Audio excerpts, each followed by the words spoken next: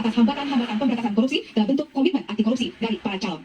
Mohon dengan hormat tidak menggunakan forum ini sebagai forum kampanye. Waktu yang akan diberikan adalah 10 menit untuk pasangan capres-cawapres. Baiklah, kita sambut capres-cawapres nomor urut 1, Bapak Anies Baswedan dan Bapak Muhaimin Iskandar. Kami undang ke atas panggung pasangan calon nomor urut 1.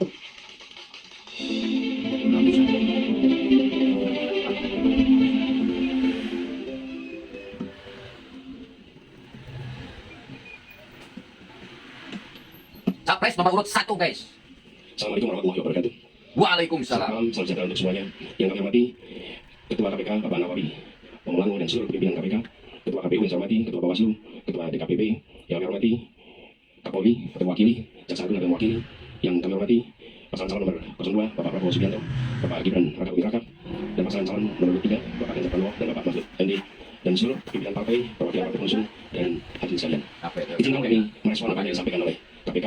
Kami melihat persoalan yang sama seperti yang dikatakan bahwa komitmen untuk memberantas korupsi harus mulai dari puncak, dari yang paling atas. Dan kita menyadari Indonesia sudah disampaikan didirikan oleh orang-orang yang berintegritas. Dan contoh-contoh seperti Muhammad Hatta, Hugeng, Baharudin Lopa, dan akhir-akhir kemarin Bapak Abdul Al-Qasar adalah contoh pribadi-pribadi berintegritas yang saya rasa harus kita kembalikan lagi di Republik ini. Ini persoalan yang amat serius yang tidak boleh kita anggap enteng dan sederhana.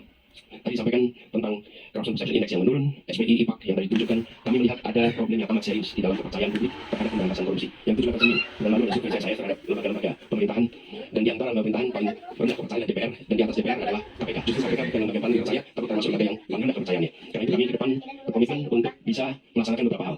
Pertama adalah mengembalikan kepercayaan publik, mengembalikan KPK menjadi institusi yang memiliki kekuatan dan memiliki kemampuan untuk menindak seluruh tindakan pelanggaran korupsi. Dan ini aspek apa? Satu, undang-undangnya. Kita ingin mengembalikan agar KPK berwibawa lagi secara legal seperti dulu.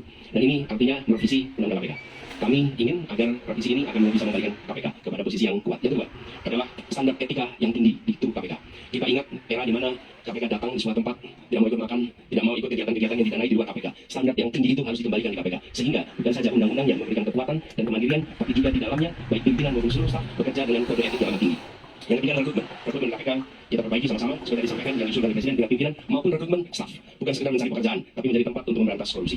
Ini hal pertama yang kami ingin lakukan. Yang kedua, karena seperti dikatakan tadi, optimalisasi LHKPN. Dan kami setuju, bila tidak dilaksanakan maka bisa dilakukan demosi, bahkan reposisi atau sanksi lain. Lalu kami melihat perlunya kita menuntaskan undang-undang atau RUU perampasan aset. Koruptor harus dimiskinkan, tidak ada pilihan lain. Ini adalah hukuman yang harus diberikan. Yang berikutnya adalah kami ingin mendorong konsep illicit enrichment dan trading in influence sesuai dengan UNCSI yang harapannya nanti akan menjadi arus utama dalam pemberantasan korupsi. Lalu yang sangat penting, kami koruptor harus dimiskinkan, kata Pak Anies. Karena salah satu capres nomor 1 adalah justru karena proses politik pelibatan, baik itu kegiatan partai politik, kegiatan kampanye yang tidak memberikan ruang yang cukup untuk pendanaan dari negara dan publik menjadi salah satu sumber korupsi yang terjadi di Republik ini. Kemudian kita berencana untuk memberikan hadiah yang layak bagi pemburu koruptor, sehingga yang memburu koruptor bukan hanya aparatur dari KPK, kepolisian, dan kejaksaan, tapi semua pihak yang ikut melaporkan memburu mereka mendapatkan reward yang setara. Ini adalah komitmen kami terkait dengan pemberantasan korupsinya. Yang berikutnya adalah terkait dengan sektor-sektor utamanya. Pemberantasan korupsi harus diselesaikan di semua sektor. Tapi kami lihat ada beberapa sektor utama yang harus diawalkan. Pertama adalah aspek pendapatan negara. Kami lihat penting sekali aspek ini dilakukan tindakan yang serius, pajak, cukai, PNBP. Kemudian sektor sumber daya alam khususnya dan sumber daya laut. Yang ketiga adalah sektor pangan, karena korupsi di sektor ini berdampak amat besar kepada kesejahteraan rakyat Indonesia. Yang berikutnya adalah yang ketiga, sektor layanan dasar, pendidikan, kesehatan, infrastruktur. Ini memiliki efek yang amat besar pada kualitas pendidikan, kualitas pelayanan kesehatan, bahkan kualitas perekonomian karena infrastruktur yang terganggu oleh praktek-praktek korupsi. Berikutnya adalah bisnis ilegal, judi, narkoba, dan lain-lain. Ini adalah sektor-sektor utama yang dalam hemat kami perlu menjadi perhatian di dalam pemberantasan korupsi. Jadi Bapak sekalian yang kami hormati, kami berkomitmen bukan sekedar karena saat ini dalam tanggung jawab untuk menjadi calon presiden, calon wakil presiden, dan dimintai komitmennya di KPK. Perlu kami sampaikan bahwa komitmen kami untuk memerangi korupsi sudah dimulai sejak zaman dulu. Calon mahasiswa aktif untuk memerangi praktek-praktek korupsi di era KKN Merajalela. Ketika kami bertugas sebagai akademisi, rektor, maka kami menetapkan mata kuliah anti korupsi sebagai mata kuliah wajib yang harus diambil oleh setiap mahasiswa, dan waktu itu bekerjasama dengan KPK.